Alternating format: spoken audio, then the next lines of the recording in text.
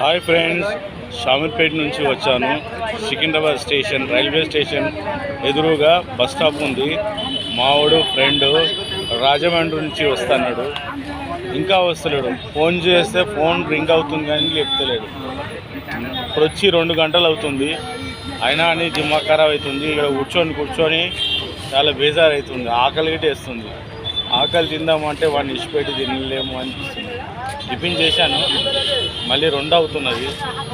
వీళ్ళంతా UP state నుంచి వచ్చారు. వీళ్ళ పని కోసం వచ్చారు. ఇక్కడ చూడండి, స్టేషన్లో ఎంతోమంది వస్తారు. నిరుపేదలు ఉండొచ్చు, ఉన్నవాళ్ళు ఉండొచ్చు, ధనికులు ధనవంతులు ఉండొచ్చు. అయినా అని అందరు ఒకటేనండి, మనుషులంతా ఒకటే. కొన్ని గుణాలు వేరు ఉంటాయి. మావన్ ఫోన్ కలవక నాకు బేజారు వస్తుంది. వీళ్ళంతా వచ్చి నన్ను అడుగుతున్నారు, అన్న రైతిపల్ బస్ స్టాప్ ఎక్కడ అంటే, నేనే వచ్చింది కొత్తగా.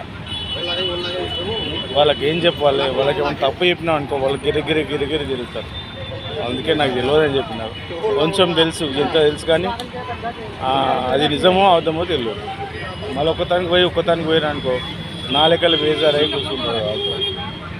చాలా పరిచయం ఉంటుంది. అందుకే తెలిస్తేనే చెప్పాలి, తెలియకుండా చెప్పవద్దు అట్లా.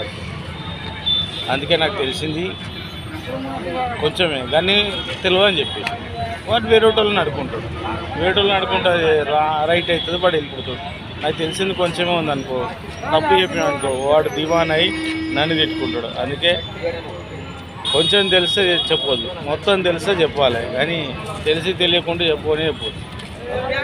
ఇంతే, ఇక ఇంతకన్నా ఏం లేదు. బాయ్.